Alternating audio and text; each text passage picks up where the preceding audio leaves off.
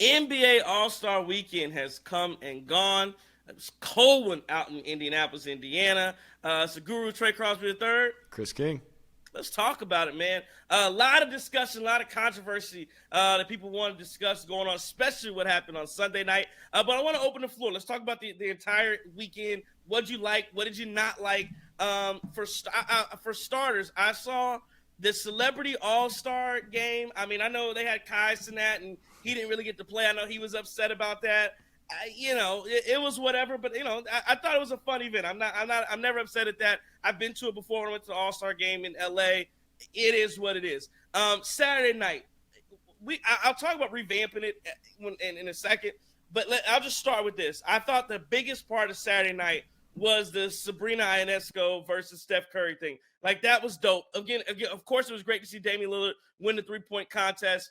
But Steph versus Sabrina, that was probably the only thing that lived up to its billing. Like, both of them came out cold or whatever, and they knocked down shots. They put on a show. So kudos to them. The dunk contest was trash. Listen, man, I'm just tired of seeing G Leaguers in the dunk contest. I want to see the stars. Jaylen Brown made a fool of himself. So, that is what it is as well. And then on Sunday night,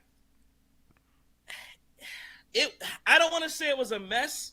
It was, but, what do you expect from these guys, man? Like, what do you expect? Do you want to see them come out and play hard in those defense? Do you want to see them act like it's a real game and be competitive? I don't know. I don't know. I mean, it was high scoring. You'd like to see it be a little bit closer of a competition with everybody, but I don't know. Chris, what do you think about everything that happened on All-Star Weekend?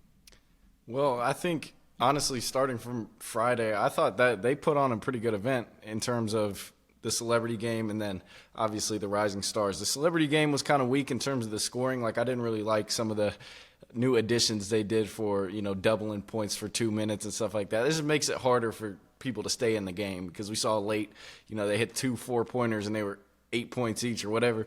So stuff like that was kind of stupid to me. Micah Parsons, I mean, that guy is just a generational ball hog. Hey. He was out there just plowing through the defense, not getting ready to pass the ball at all, just throwing it up. He took, 31 shots? That's ridiculous. But it was a good show. I mean, it's entertainment. That's what it is. The Rising Stars Challenge, hey, shout out to the G Leaguers there, though. I mean, they beat a team with Wemby on it, I believe. Yes. And, they were hooping for a little bit. I think they got gassed in the championship round. But it was cool to see those guys be able to compete because these are guys who they don't often get a shot to even play in the NBA. So just to say you were out there in an all-star game and playing against some NBA players and beat a team with NBA players, obviously they might not have been trying as hard, but it was competitive. It was good basketball. Alondas Williams, your boy from Wake Forest, he was hooping. Sir. He was hooping. That was good stuff. And then Saturday, I agree. The Sabrina and Steph thing, that was dope to see. Just, I guess, changing the narrative around just women's basketball in general, how they can compete. They could shoot the ball. It was dope. It was awesome to see. And then the dunk contest, I felt like Jacob Toppin. I know I'm a big Obi fan, but I felt like he was robbed. I think it should have been the two G Leaguers in the finals. Yeah. And Jaylen Brown just very disappointing. That effort was bad. Shout out to Dame winning the 3-point contest and then getting into the All-Star game. I do think that there is some merit to Anthony Edwards saying that, they should be paid. They should get an incentive or whatever it is. I'm sure they already get something, but make it even bigger to make them, I guess, try harder. It would be more competitive basketball. But it's just unfortunate how it ended because when there's a big lead, then obviously the guys aren't going to try hard at the end. But if it was close, I mean, at least you would get a couple of minutes of competitive basketball and some hard possessions where guys are actually sitting down and guarding. But didn't get that. No defense. I wasn't a fan of the 168 threes taken. That's just different. That's a different number. And that's why you saw 211 points from the Eastern Conference. And, yeah, man, I think it was – so I was actually in Indianapolis with my older brother who works at the NCAA. And so we went to a Jelly Roll concert, and that was – interesting for me. But so we were there and the vibe was a little different because it was cold, and then I know people were talking about how they shouldn't do it in these Midwest cities anymore and stuff like that. But there was a lot of people there, and I think people were left a little satisfied for at least it being in Indianapolis. So I think it was a good weekend overall. I was just glad to kind of be a part of it with Mr. Jelly Roll. Let's break this down a step further, Chris. I want to know, as I want to get to Saturday, I want to get to Sunday. Mm-hmm. Saturday night, so you have the skills competition, you have the 3-point competition, you have the slam dunk competition. Give me what you would do to spice this thing up. Tell me what Saturday night should look like in your opinion for the NBA, because I think people were. I won't speak for everybody else, but I was disappointed in the skills competition. I was also disappointed in the slam dunk contest. What would you do? You're the commissioner. How does Saturday night happen for you? So I think the skills competition in itself is a little outdated and just weird. I don't think that should be in it at all. I saw some people saying that there should be a one-on-one tournament, which would be great. I think that would be awesome if they could implement that. But I also think that too many people, and we see this with the dunk contest and maybe the 3-point contest, they just have too big of egos to be out there in front of everybody and taking an L one-on-one. So I don't know if that would be able to happen. But at some point, you could just grab guys that aren't necessarily big stars, and they could still just test it out and see where that goes. I would keep the 3-point contest and the dunk contest. But the dunk contest, I feel like it's got to be better judges, because I think those guys I don't know, it felt a little bit favored towards Jaylen Brown. I don't know. He did some dunks that might have been cool back in their time, and so, he didn't really like the props and stuff. He dunked and acted. I mean, I've never seen somebody who dunks with their eyes open and then finishes a dunk and acts like he didn't see it. Yeah, that was all bad, and they still gave him like a 48 something. It was weird. So what I think you could do to the dunk contest is just recognize who has the highest verticals, like who you think has the highest verticals, and make them do it and see where that goes, instead of trying to get a big name in there and forcing a big name into the dunk contest. So I would keep 3-point contest. I would keep dunk contest with a little bit of renditions, and then I would also add the one-on-one thing. I think that would be cool. Yeah, I'm with you. I think you entirely scrap the skills competition. The skills competition went on for an hour. I remember when the skills competition was you went through one time. It was individual, you went through. Now it's like a 3-person team. Yeah, they're weaving. It was an hour-long thing and that was not good enough to go on for an entire hour. So I wasn't a big fan of it. Yeah, I would scrap that entirely. Either do a horse and bring back like when you want to see Charles Barkley and Shaq playing a horse, or I don't know, something like that, or like I said, adding a one-on-one competition, something like that. If you can get the names to do it, again, a 3-point contest is great. I think you expand that Sabrina and Dame thing, and you maybe incorporate some more WNBA shooters or pure shooters into the game, and let them do their thing. Because again, I thought that was good.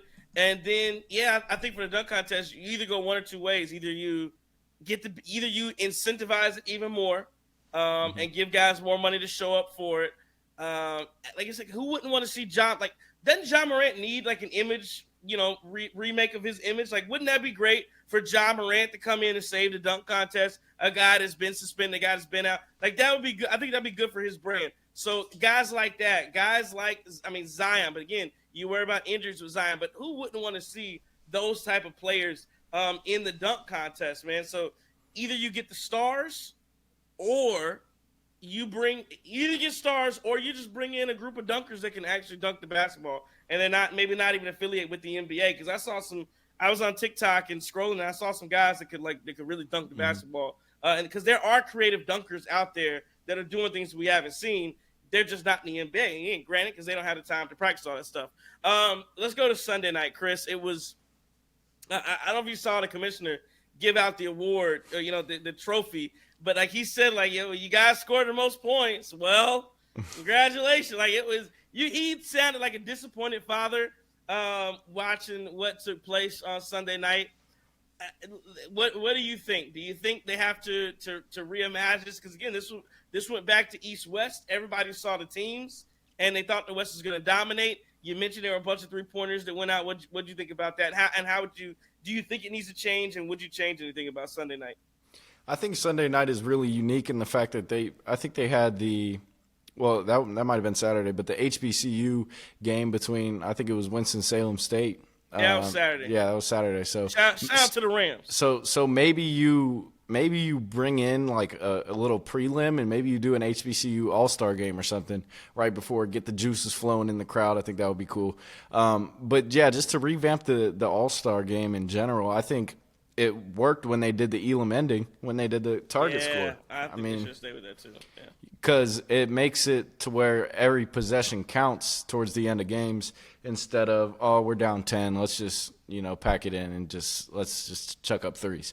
So I think that has a little bit to do with it, but then also the incentives and stuff, you got to have a reason for these guys to want to play on their break, right? Like they're taking a break from the game that they're playing and might not be getting the money that they want. And so why should they play hard? So the whole thing, I don't know. It's just a lot of bad defense, a lot of just not caring. And I think to do that, maybe it's the Elam ending and maybe some more money. Yeah, I agree. I think you definitely, think about the money aspect of it. I thought it worked well when they kept score by each quarter. And I think like if you won the quarter, it went to a charity that was in the stand or something. Because I think if you can get to a point where, okay, we're down 8, but the quarters, you got 2 minutes left. If there's an incentive for winning the quarter, you might see some guys on the team that's losing play a little harder. You're not gonna get guys going up and down, playing hard on defense for an entire game. Maybe you Elam ending every single quarter, and maybe there's just a target score of 40 for each quarter, and that gets it going. I don't know what you have to do or what makes the most sense. But I do think you have to. Again, you're not going to get full defense played every single trip down the floor, but you have to do something to where these guys are at least going to try to be competitive at some point. Because I think that's all people are looking for. They just want the moments. Like I think you remember that moment. I think it was 2020 after Kobe died. And you had, that there's like a picture of everybody standing up and watching. I think it was like LeBron versus, about to go at Giannis. And you had like the moment around that where the entire building is up and watching like these last possessions. That's all you wanted to get down to. You just wanted to get down to 3 or 4 minutes left in the game where it's going to matter and the guys are going to give you 85% because you want to see that 85% of Giannis versus LeBron. And then you have Steph Curry trying to hit a 3 in the corner, and Damian Lillard over here, and Trey Young and Halliburton. Look how great Halliburton played and Steph played, and there are some really great players, obviously, who are on the floor, and you kind of feel robbed of a moment to see something fun, something I dare say miraculous, but something you just feel like, man, there's something there that could be something that people remember for a while to come. Like the Magic Johnson. When Magic Johnson came back from HIV and was in the All-Star game, like these moments that are had in the past, and you want some of that, and then we didn't get it Sunday night. So I do think there's something to say about that. But again, I agree with Anthony Edwards too. It's a break, it's a vacation. I'm not mad at it. But overall, give me your grade for the Indianapolis All-Star Weekend. F through A. What would you give the All-Star Weekend in totality? I think when you group along all the events that happened, all the events that took place, and what felt like just a ton of disinterest and bad PR around the All-Star Weekend, I'd probably give it a D. Yeah, that's why I go around. Something like a C minus. D sounds appropriate. Yeah, man. But like I said, I think it because I see some people saying scrap the All-Star Weekend all together. I don't think you do that. There's some good there are things there that you can do to revamp it and make it good, and make people care, make people interested. And again, I don't think it necessarily requires guys going full speed all out every second of the game. Like I think you can have a competitive game without that. So again, maybe a little money, maybe changing the rules a little bit and doing some things to it. But again, I think you can revamp that game and make it to where it's competitive every single year. From the Guru Trey Crosby III, Chris King. We'll talk to you in a little bit.